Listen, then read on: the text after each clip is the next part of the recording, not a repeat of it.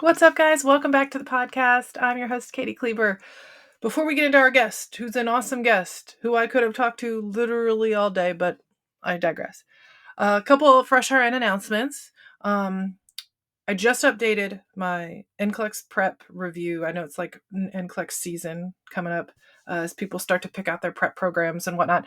I went through and I reviewed all of my previous recommendations and I super duper updated it. Like, I felt like I needed to give you a few very clear ones as opposed to here's 10 different options and here's what you can consider. I was like, to be honest, there's one of three I would do these days that give you the most for your money.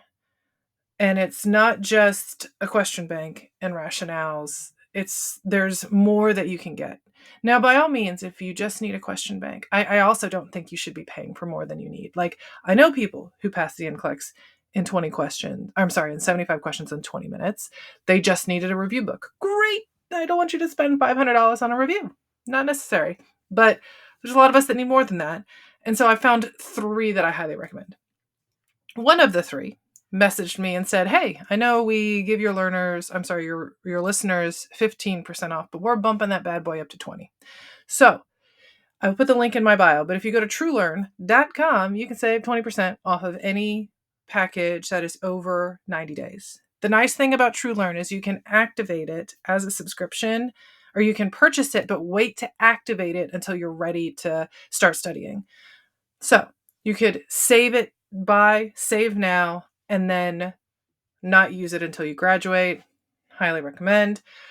So that one, I love that resource. You can also add Picmonic to it. It's got some cool features that I really love. I have a blog post where I go over all that. Link will be in the description of the video and this podcast episode. So keep in mind that. And they also extended it to like a ton of other programs. So you can get either 15 to 20% off, not just NCLEX, but like, what else? The medical assistant exam reviews, the FNP certification. You can save right now 20%, which I think is like $70 off of that.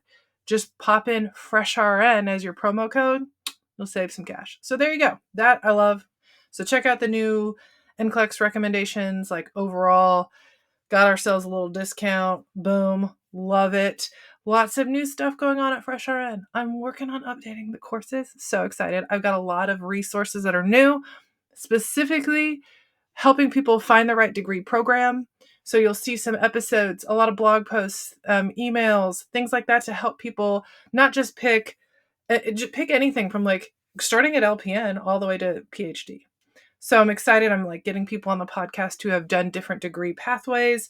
I'm excited for this interview specifically. And I want to introduce her because she has a super interesting pathway. So I interviewed Sarah Michelle Boes. So she has her master's and is a advanced practice nurse. She has her FNP, so family nurse practitioner.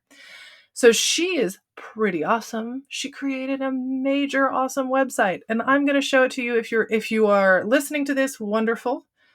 If you're watching this, I am going to just show the website that she created while I introduce her.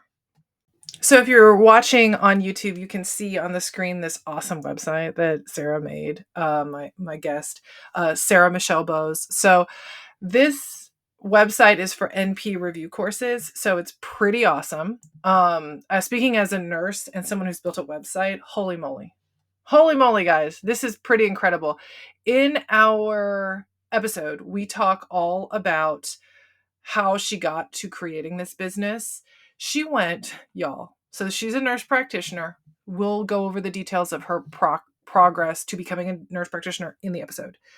But she grew this business to 7 figures in 7 months. Let that sink in. 7 figures, 7 months. Holy moly. And she outlines how she did that. It's pretty incredible. I'm just so impressed. So we talk all about things like NP program selection, test prep, her nursing journey, whether or not you're interested in NP school. She's just had a very interesting experience that I think a lot of people can identify with. She talks about some of the struggles that she had. So many of it, I'm not going to do spoilers, but so many of us can relate to it, whether or not you're an NP. Highly, highly recommend y'all listening to this episode. So currently, she launched this program or this website in 2020, and then it was acquired by Blueprint Test Prep in 2022, and she's continuing to oversee the nursing vertical with it. And NP Reviews continues to help aspiring nurse practitioners help you choose the right program. And not only choose the right program, choose the right specialty. That's another aspect. It's not just, I want to be an NP. Well, what kind of NP do you want to be? There's quite a few options, and exam prep. So I have a few resources related to picking programs and whatnot. I will link them as well. She has some awesome ones too.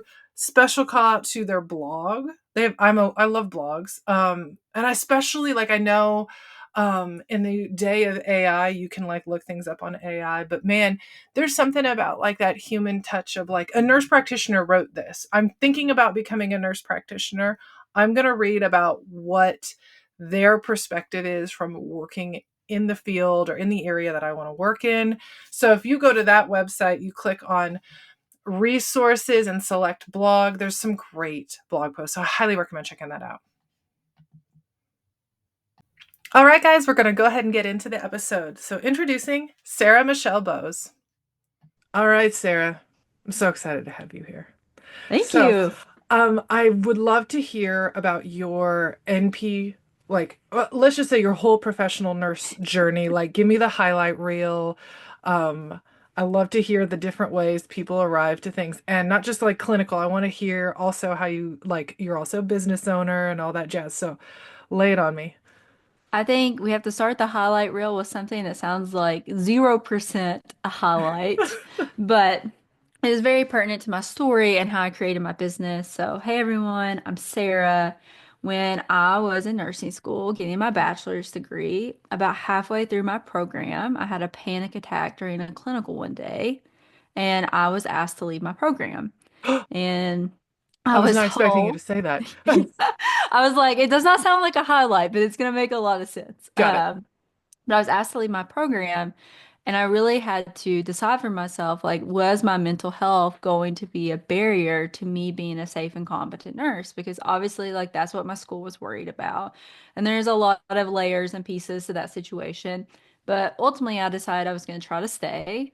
And I really did think I was capable of being a great nurse someday, despite my anxiety. And sometimes, honestly, even today, I still talk to people about I feel like anxiety was really one of my superpowers as a nurse. And I had a lot of really like great gut instinct and intuition and like preparation. I just had to find a branch of nursing that felt really good to me. And for me, that ended up being bone marrow transplant and oncology and kind of like forming those long-term relationships and really getting to know people and building rapport and all those things. But because of that experience I had, I knew one day for sure that I wanted to teach. And so as soon as I graduated with my bachelor's and I started working in bone marrow transplant, it was less than a year later that I decided I was going to go back and get my master's in nursing education with hopes of one day using that degree to teach clinicals and labs and courses. Courses was my big goal at the time. And I knew that I would just love doing that because I ended up actually becoming a tutor for the course that I almost failed out of. I had this really cool, like, full circle moment. I was tutoring like 40 to 50 students. Everybody passed. It was so cool. Ah, One of the coolest moments of my wow. life. Yeah. Boy, to be asked to leave. So the course the clinical thing you were asked to leave. Let me just make sure I understand. You were asked to leave, and then full circle, you got back in, and then you didn't, you did not leave. Wait, hold I on. did not, okay. Okay, I wait. didn't leave. Okay. I stayed. I passed the class with a B, which I was very excited about. Whoa. Yes. And then I went on to tutor that specific class over and over and over. It was med surg. So Oh my everybody needs tutoring in goodness. med surg. Oh, I love what way to start off an episode strong. I love Like, hello, that. I'm here. Hello, I'm here, and I proved you wrong. Yes. Oh, wow, awesome.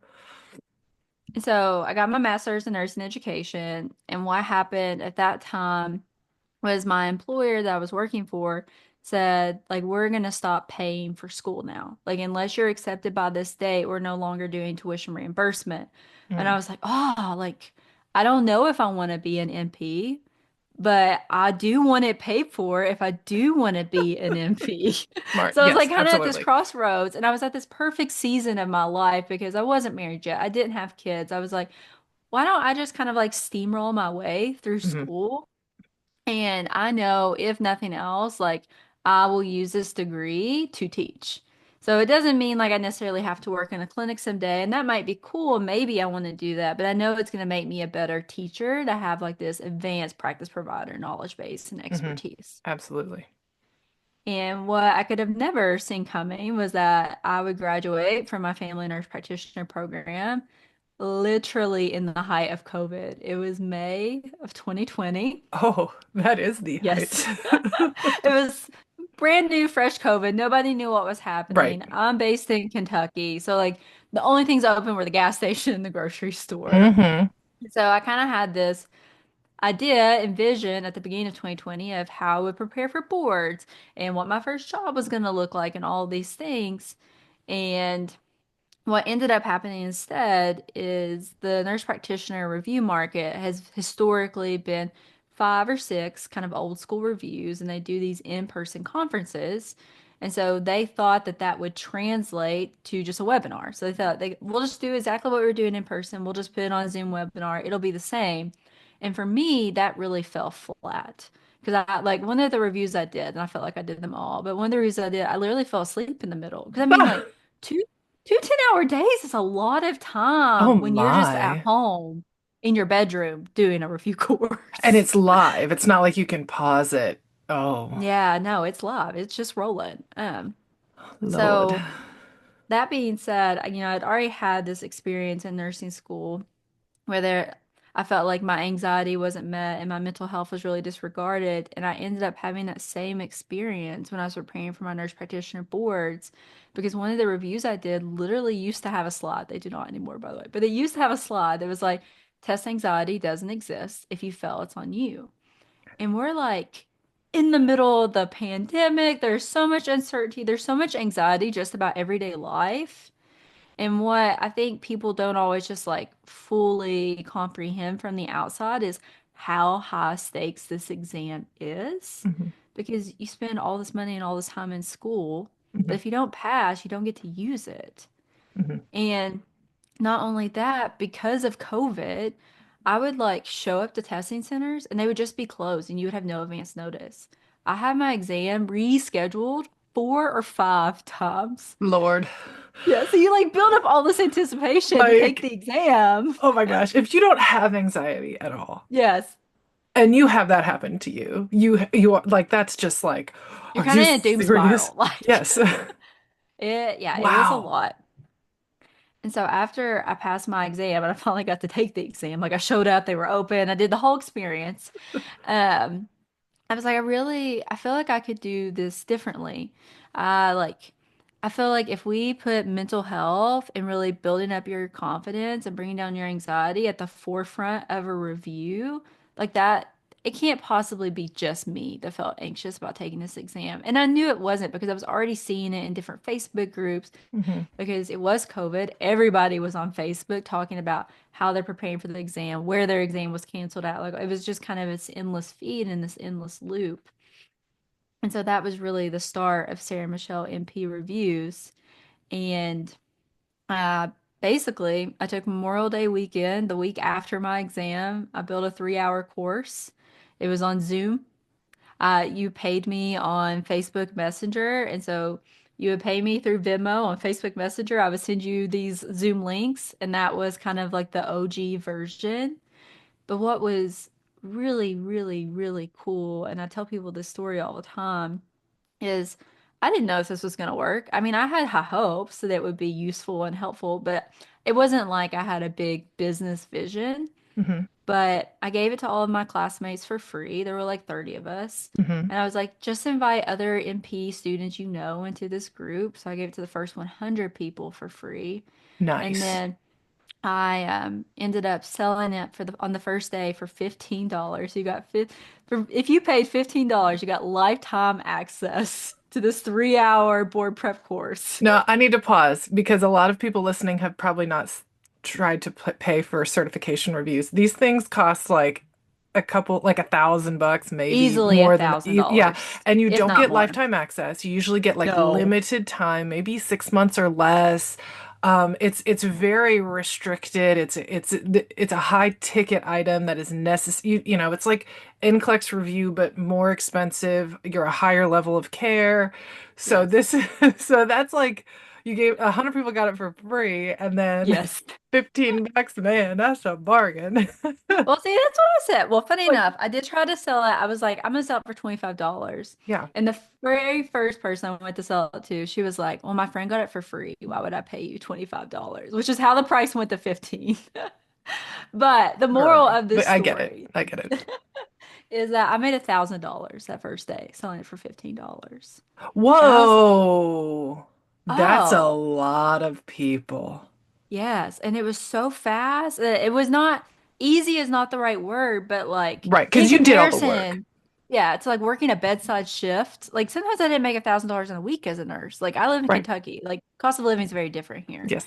Um, but it was this really beautiful brain breaking moment for me because like, gosh, like what if I made $1,000 every day? Like what would my life look like? Hmm. Um, and so the story goes on, but I eventually, at the 2 year mark, I went on to sell my business into a bigger test prep company. Hmm.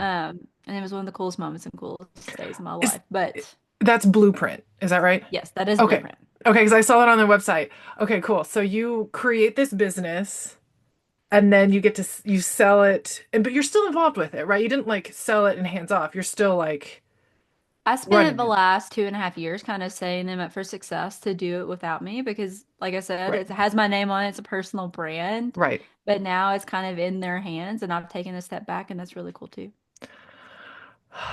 Mad respect. Wow. Oh, that's so cool. You noticed something like I mean, I see parallels to why I started doing what I was doing. Like as a new grad, I noticed there were things that I was learning on the fly that I was like, I shouldn't have to learn on the fly. You Mhm. find a need and then you address it. And yeah, and oh, that is so awesome. Yeah, so I know it's a very long-winded story, but all the No. pieces are important. And then let me just review educational journey. Traditional Mhm. BSN? Correct. Okay. Was traditional BSN, then um MSN in nursing education. Was that Yes. online, in person, hybrid? That was all online through Western Governors University, which, by the way, I love. They're incredible. So, Oh, great, great. Yay, Western. La, la, la. Okay. And then, but you did like, you kind of like added on the NP. yes. You finished, fully finished MSN nursing education, Yep. right? Then postmaster certificate for FNP, Yep. correct? Through And a traditional school in Kentucky. so that looks like you're adding on just the NP classes kind of thing, correct? Yep. So I did How a how long? shortened program. It took me, so yeah, I'm gonna sound like an insane person, but the way Western Governors University works is you can take as many classes as you can fit into like a 6 month time span. Hmm. And I was crazy and I did my whole master's in nursing education in 6 months because I would pay the least for it, right? So Capella has a similar setup. I did their Ooh, flex path. I had an infant at the time, but it is like the faster you do it, and if you are in that stage of life, no kids, like yeah, no, you I'm can not go married. balls to the Like, wall, yeah, like you can get that done in a very, you have to be crazy disciplined. They yes. are your own deadlines. You can't be the person that's going to move the deadlines. But then where did you do the postmasters? I did that at Eastern Kentucky University, and the clinicals were obviously in person, but everything else was online, and that took me about 2 years, even though I chopped out part of the program. Were you doing it full time? Yes, Okay, good to know. And then after that, because it's an accredited program, you sat for your FNP boards. yes, And then once you got that, then and your license from your state, you can practice as a nurse practitioner. yes. Boom. Awesome. Boom. Okay. So we did the degree thing. So I now like I want to learn more about like choosing an NP. It's so confusing, right? There's so many It is options. so, And well, a there's lot not of a lot of nurses want to be information NPs. either. Yeah. Yeah.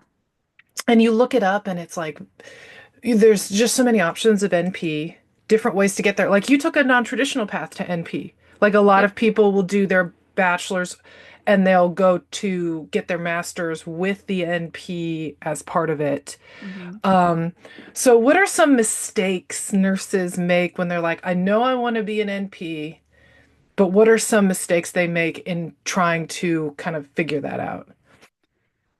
I think there's a couple of big ones. I think one is just like a common misconception that you have to go the DMP route to be an MP, because obviously you don't, because I am a nurse practitioner who has her postmaster's certificate. And Hmm. so you can get your doctorate, and that is one way you can go, but it doesn't mean you have to go that way. I also see misconceptions too, where people always think DMPs are MPs, and that is not the case, because you can get like a DMP in nursing, educational leadership, or those kinds of things too. So you can choose an MP path, getting your master's or getting your doctorate. For me, it made more sense to do my master's. So I was going to be able to do it faster.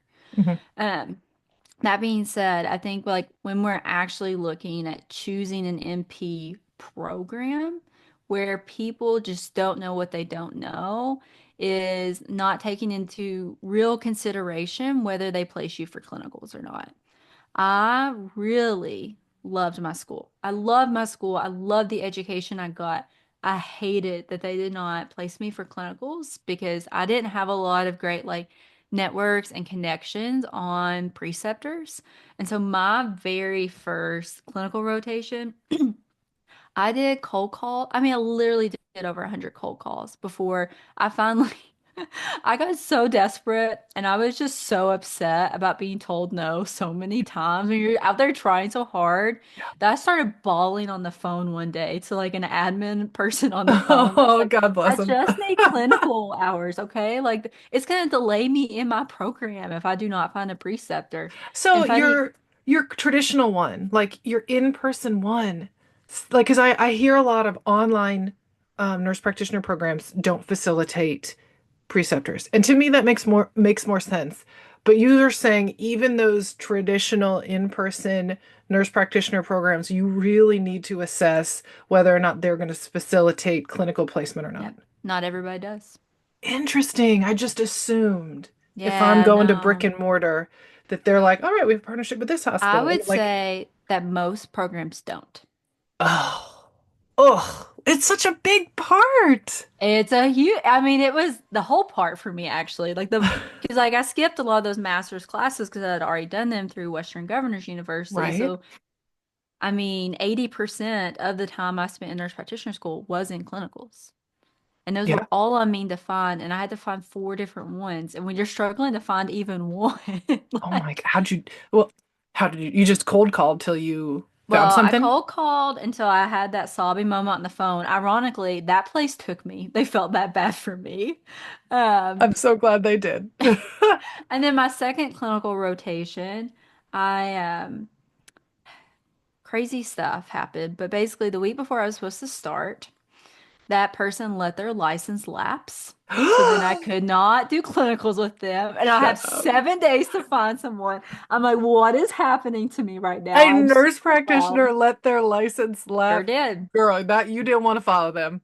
Yeah. So it's fine. But funny enough, my mom helped me find someone, and Okay. then that nurse practitioner I did clinicals with helped me find the rest of my Okay. preceptors. So I really just needed like the in. Yeah. Yeah. Because once I had the in, then I had resources and people to ask, and they had people to ask. But like before that point, like I'm the first nurse in my family. Like Hmm. I'm the first nurse practitioner in my family. I just really didn't have that network yet.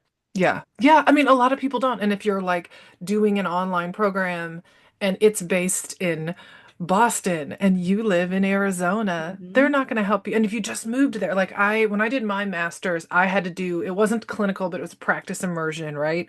And I was living in the town that I worked at this hospital for years and knew a lot of people there. And they even had a partnership with Capella. So it was like, Wow. it getting set up with my practice immersion could not have been smoother. But I was like, if I didn't know the right people to talk to at this hospital, and like like, because I got a really great placement. Like I was following a director of nursing education. Wow, that's cool. I got to see everything about their new grad residency program, and it's like, I want to create a new grad residency program. Ooh, It was just, it was could not have been more perfect, and they could not have been more helpful. And it's just like, what if I didn't have that yeah. connection? Like that would It make was that can really make or break so much. So it was wild. that really, yeah, when you're looking in P school, that is really critical. And actually, I've asked a few other nurse practitioners these kinds of things, and preceptors, just the constant thing of like, you need to ask that. Don't just go with whatever school accepts you. You really need, if Mhm. you've got, that's like the biggest headache of so many people. Yeah. So it's helpful to know that like even just the well, let me just punch the mic. The in-person ones still, you still have to check. Yep. It Okay. all depends on the school and the program. So let's see, what else would you prioritize when you're looking at an NP program? Like my guess, and you can tell me, obviously we were talking about the preceptor thing, assuming you got to make sure it's accredited. Yes, What, absolutely has to be accredited, yeah, because hands down, every time. girl, I have been looking into nursing programs, and there are a lot of unaccredited programs that It people is go to. wild on that front too. Yes. I kind of had an extra layer of security because my employer was not going to pay for anything not accredited. And I remember being very nervous. I'm like, Western Governors sounds too good to be true. Is this accredited? And it Yeah, absolutely was. yeah. And I got a really great education there too, but it was just like such a different concept to think about like the competency way of the way their program works. Yes, that model. That model is totally different. Totally different. So for people who are unfamiliar, a competency-based model for like the MSN in nursing education is where it's not like here's all these multiple choice questions and quizzes you have to take. It's more like project based, and if you know a topic, you don't need to spend all this time like doing all these lectures. Like I had stuff about policy, like you have a class about policy. Well, I had participated on policy committees. So that class was super easy for me. Like I just went through it quickly. Now, the financial class I had to take, You're like, JK, totally different. that bad boy took me a lot longer than the other ones because and at the time I went back for my MSN, I had been a nurse for 8 years. So I Hmm. had like a lot of experience to draw from. So certain classes was like, oh, I've already done this, and oh, I need to read this. Oh, yeah, that makes sense. I had the context. When you have context, when you're reading stuff, it makes so much more sense. Yeah. So then you can progress through faster. So and there's a lot of good research on competency based. So I think it's a Yeah, it great was beautiful for option. me. Yeah. Now, but then for people who also like competency based does not, you can't do that with like clinical, like the hard clinical skills that were required to like be a provider for a patient. Like that you have to be in person Yeah. for that stuff. Understandable, right? Yeah. Um, so is there one question I wanted to know is because obviously passing these certification exams, you can't practice if you don't pass. Nope. Correct. Not one bit. So, is there a way to tell if what the school's pass rates are? Because I know at the NCLEX they report that to the State Board of Nursing, and you can review that on the website of the State Board of Nursing. But I'm like looking all over these State Board of Nursing websites, and I can't find NP pass rates for certification exams. So how could someone find that information? One, you could directly ask because they can't lie to you. That would be absolutely unethical. Like that would be so far beyond out of the realm. So Hmm. number one, you could ask. Number two, me and actually my work wife in my business, we were able to find a database one time where people were like plugging this information in, but that's a little less reliable. I think Yeah. the easiest way is just genuinely to ask. And most of the time, if it's a great program with a high pass rate, it's going to be on the website anyways. Like if you're having to ask, that's kind of, it's not necessarily a red flag, but it might be a yellow flag. Oh, I like that. That's very good. And yeah, then it's like you're making a touch point contact with a school. Like maybe you Hmm. get like, okay, here's 3 or 4 schools I'm interested in.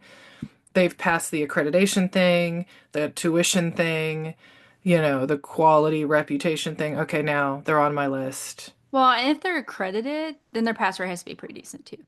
That's true. That is true. They won't get that accreditation standard if they don't. Okay. Correct. That's a good thing to know. Very helpful. How is there a way that nurse prospective NP students can ensure that their program is gonna like set them up for success to pass? Like, how much, obviously you want to take a good review, but it's Yes. like I want to be really prepared so that the review genuinely is a review and I'm not like learning stuff like the Yeah. first time. Like, you know what I mean? Is there a way that nurses can screen schools to be like, are you going to prepare me for this? Like, I think one of the best ways to do that, and it's not necessarily scientific or is just to ask people. Word of mouth is huge in the nurse practitioner community, and people have all kinds of opinions about all the different programs. And the reason that I would ask people instead of just asking the school, like, what are your board prep resources, is Eastern Kentucky University was an excellent school. I feel like I got a killer education there. I felt really prepared for my exam. And the only reason I was doing all these reviews was just to combat my own anxiety. It had nothing to do with the education that I got. okay. But here's the kicker. If you asked EKU if they provide board prep resources, they don't. And so that Mm, might feel like a red flag, like, oh, they're not going to prepare me for boards, but my program absolutely did. Some schools incorporate that into their tuition pricing, essentially, and some don't. EKU doesn't. And EKU actually really appreciate this now because what happens is a lot of these nurse practitioner schools get into long-term contracts with these review companies. And mm, so I kind of found that out my own way as I'm like trying to branch my products into schools, and they're like, oh, we're still set up with this review for 5 more years. And they don't have that same flexibility to pivot. So just because they're providing you resources doesn't mean they're going to be the best resources for you. So I really like the autonomy and the flexibility of being able to pick your own resources instead of being forced into something, or worse, being forced to pay for something. that reminds me of like NCLEX. Like some nursing schools will say part of your tuition is this ATI NCLEX review Yep. or this Hearst review. You don't get a choice. And then it's like, well, I didn't like that or whatever. And Yeah, it didn't work for honestly, me. Like everybody learns differently, and I it think like you really does. have to take that into account for yourself. Like, what do I feel like is going to make me feel my best? Because if you can graduate nurse practitioner school, you can pass the exam. You just have to be able to like believe in yourself that you can pass the exam. That's so good. Oh, I love it.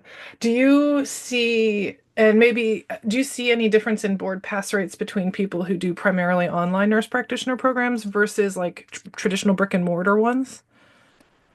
Not necessarily. I think where we get into issues with online programs are the students that just don't have it in themselves to be proactive or accountable. But as far as like pass rates go, I don't really see a major difference if the program that they're in is really well structured and supportive. Because I mean, mine was bulk online, but I felt super supported and I felt like the structure was there.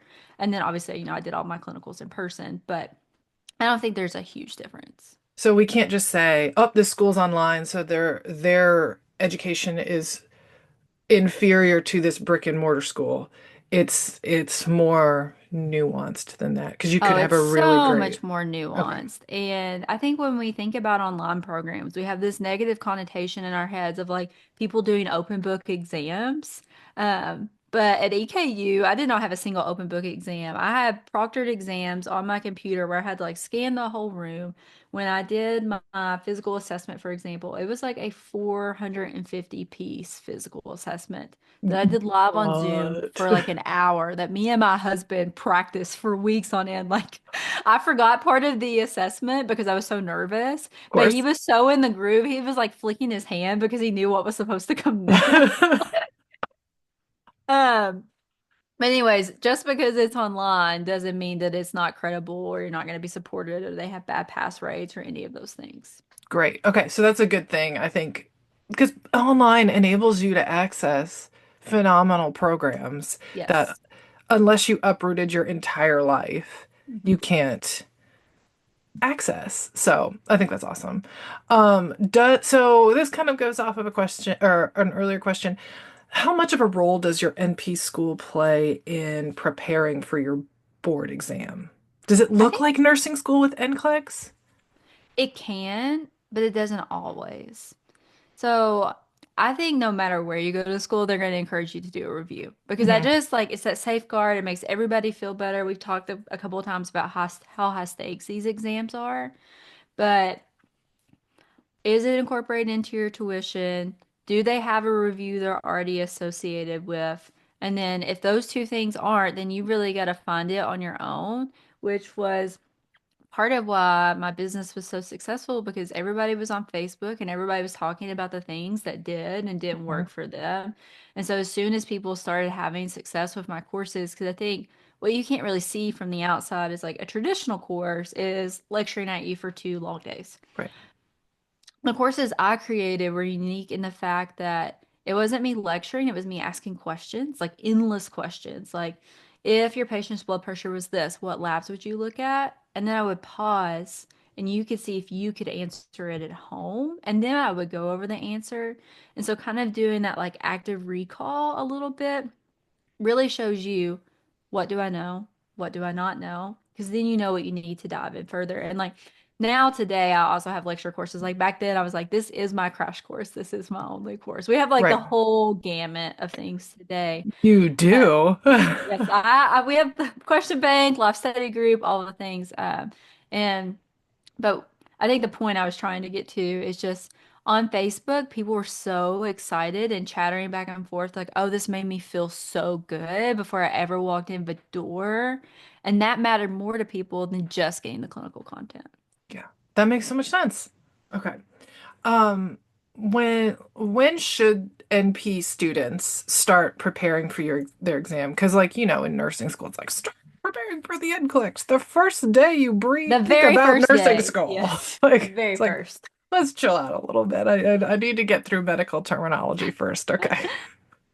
What I usually tell people, and this makes it a different answer for every person, is whenever you finish clinicals. Because I feel like when you are in clinicals, you're kind of you're so immersed in the experience, it's hard to like really think about board prep. Now, that's not to say don't do board review courses along the way, because I think sometimes like they can tie like clinical pieces in or things that you're learning in your classes, but maybe do those on your like break time. Like do the crash course over like a winter break when you kind of have more of a mental pause or like do the question bank on the side. But when I'm thinking about like true intensive prep, it's in the 2 to 3 months before when most people are done with clinicals anyways, because most programs are set up in a way that you can kind of front load your clinicals in that last semester to have some gap time to prepare for boards.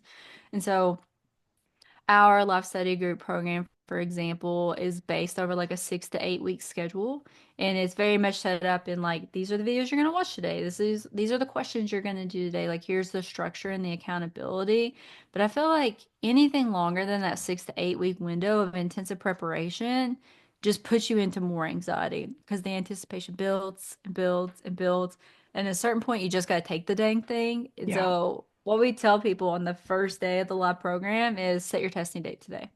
So that way you have Mm, the end goal, you have the marker, you know what you're working towards. yeah, because otherwise you could be on this like anxiety loop, which I've seen Mhm. just from interacting with people dealing with the NCLEX multiple times, like that kind of thing. That Yep. makes a ton of sense. Are there any common pitfalls you see with people struggling or with who struggle with board exams? Let me guess, test anxiety, overstudying, those kinds of things. I, well, test anxiety, number one, but not just test anxiety, because I feel like there are a lot of people that have normal levels of anxiety about taking this exam Hmm. because it is pretty intimidating to go take it. But what I like to tell students is whether you feel like you have anxiety or not, just go in with like your anxiety toolkit like already prepared. And if you need it, great. If you don't need it, also great. But you would much rather have the tools that you need and know the things that work for you than get into the exam, get really flustered, and then just bomb the entire thing. I think where people get into trouble outside of not going in with any kind of anxiety game plan is waiting tons and tons of time to take it. Same with the NCLEX world. But I find it even more so in the nurse practitioner world because these people can fall back on their nursing degrees. And this exam feels scary. And so they can push out taking it because they already have a job they're working. So it's a Yeah. little bit of a different game.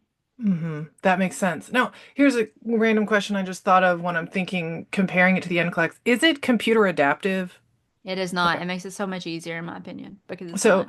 for people who are unaware, computer adaptive NCLEX means like I get a medium level question. If I answer it right, the next question's gonna be harder.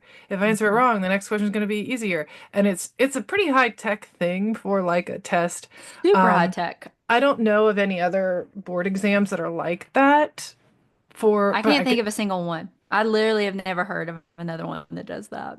so that is it. I think it reminds me of like the CCRN exam on steroids or something. Like it is like you're sitting here for a multiple choice question test that's very, very, very hard and high stakes kind of Yes. thing. Okay. Okay. Yeah, and I think just saying like, oh, it's not computer adaptive, I think is I mean, helpful for it people. should be a breath of relief because Yeah. people are so scarred from their NCLEX experience that also makes them delay when to take their NP exam because that's the last time they took a big exam hmm most of hmm the time. Yeah, because there is a lot on the line. Like CCRN is Hmm. probably not a good example because like it's, it's not like you're gonna lose your job. It's not like you're paid all this money for and you've been Yeah. studying and for 2 or 3 years or however long and you can't do the big job that you you know. But it is different. The way it's structured is more similar, I guess. Um, so if you could give one piece of advice to nurses or even people who are not nurses and they're thinking maybe want to be an NP and they're choosing a program, like what one major piece of advice would you give?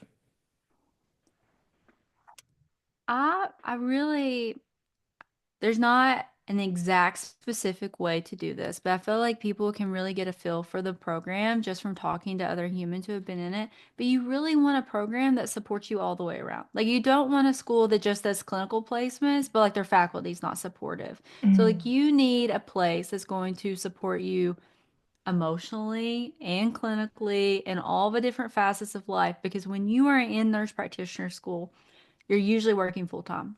You usually have a family. You have all these competing priorities all the time. And you need a school that's going to treat you like a human and not a number. And so there's not like a checklist of like, here are the 10 ways that you can figure that out from a program. But I think once you start talking to people that are in that program, and these people are so easy to find, they're literally, I know like none of us super love Facebook anymore, but they're all over mhm. Facebook. That's wherever nurse practitioners live. That's wonderful. Just start asking around. You can even like join our Facebook community. It's literally just called Sarah Michelle MP Reviews Facebook group. We'll put a link And to it in this yes. description of this episode and so people can find it pretty easily. Okay.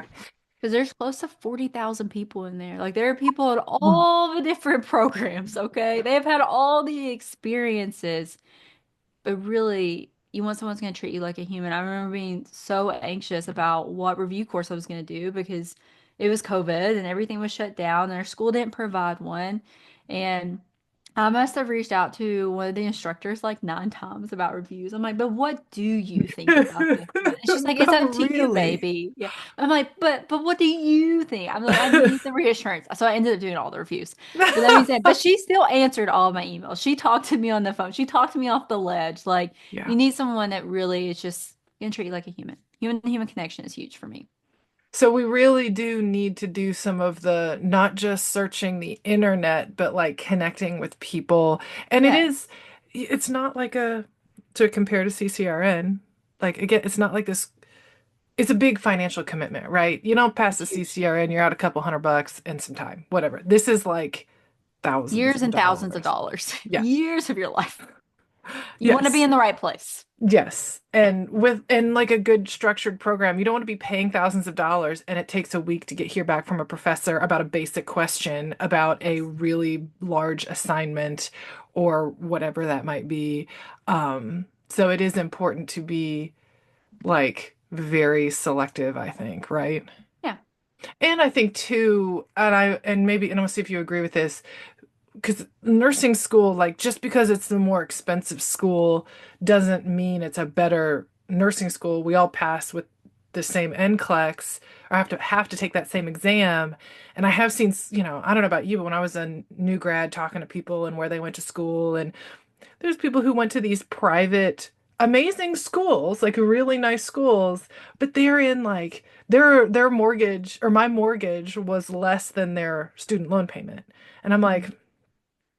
was that really worth it? Like, If I could go back in time, what I wish I could tell anybody is to get your associates first. Because I was fed this lie that associate degree nurses don't get jobs. And then I entered into the nursing world with my bachelor's degree, and I am surrounded by people with their associate's degree that are now having their bachelor's paid for. So mhm, mhm, who are I had, extremely competent. they're extremely competent because the thing about nursing is you learn so much of it on the job.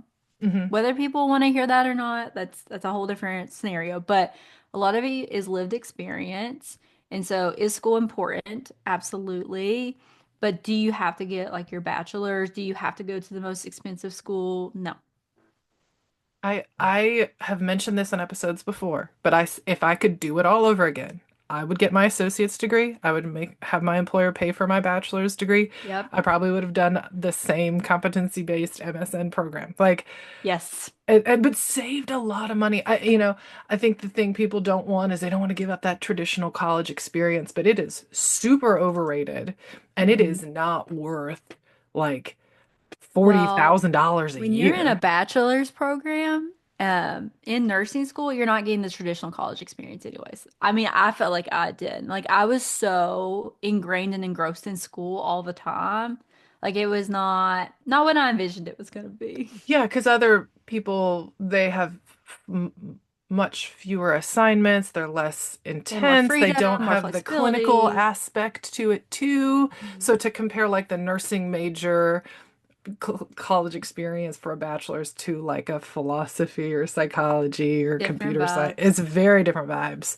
But it's very telling because both of my younger sisters are nurses now, and they both got their associates. Oh, and are they happy with that Yeah, choice? Yeah. Yeah, and those associate programs are legit. Like there's they so many are. very, Oh my very good goodness. associate programs. I used to teach in one. It was phenomenal. Ah, I love it. Oh, that's awesome. Well, okay. Where can people find out more about you, connect with you, see your resources? You do have some great blog articles. I was checking those out. Those are very good and very helpful, like for people thinking about NP school. Like good Yeah, stuff. our whole goal is like things that are useful. Because like if you're just posting fluff, like what's the point of posting it? What is the point? If you're doing the nurse practitioner route, npreviews.com. Super easy, super simple.